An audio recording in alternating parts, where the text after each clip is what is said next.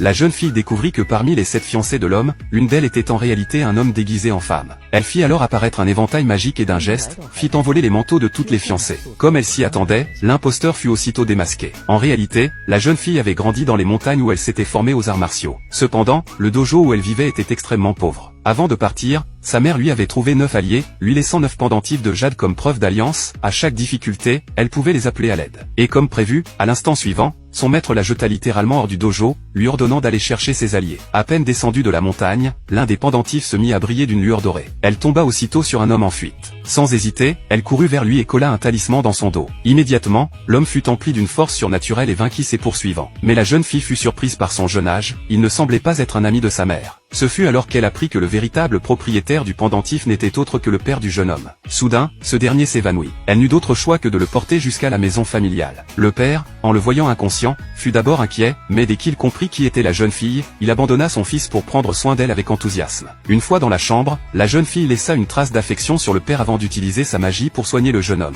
Mais à son réveil, la première chose qu'il demanda fut « Es-tu ma fille illégitime ?» Ce fut très embarrassant pour la jeune fille. Le père en profita pour vanter les mérites de la mère de la jeune fille, qu'il avait autrefois sauvée avec un courage admirable. Soudain, le deuxième pendentif se mit à briller lui aussi. La jeune fille devina aussitôt l'identité du prochain allié. Le père expliqua que cette personne était dotée d'un talent inégalé et d'une beauté remarquable. Curieuse, la jeune fille décida de partir immédiatement à sa recherche. Le jeune homme, soucieux de sa sécurité, insista pour l'accompagner. Ils arrivèrent chez l'homme supposément très beau, et la jeune fille s'imaginait déjà un visage parfait. Mais à sa grande surprise, l'homme ne ressemblait en rien à sa réputation. Il reconnut pourtant immédiatement la jeune fille. Elle voulut nier, mais il reconnut le pendentif à son cou. Elle n'eut d'autre choix que de céder et de activer, comme deuxième allié. Elle lui demanda alors comment il connaissait sa mère. Encore une fois, une scène familière se rejoint, cet homme aussi racontait comment sa mère l'avait sauvé autrefois avec une bravoure impressionnante. Mais la jeune fille restait perplexe, il était censé être un homme d'une beauté légendaire. Pourquoi son apparence avait-elle tant changé? Elle utilisa sa magie et découvrit une aura noire entourant son corps. C'était une malédiction qui le rendait de plus en plus laid, et qui finirait même par le tuer. L'homme refusa d'y croire et se réjouit même de ne plus être harcelé par les femmes.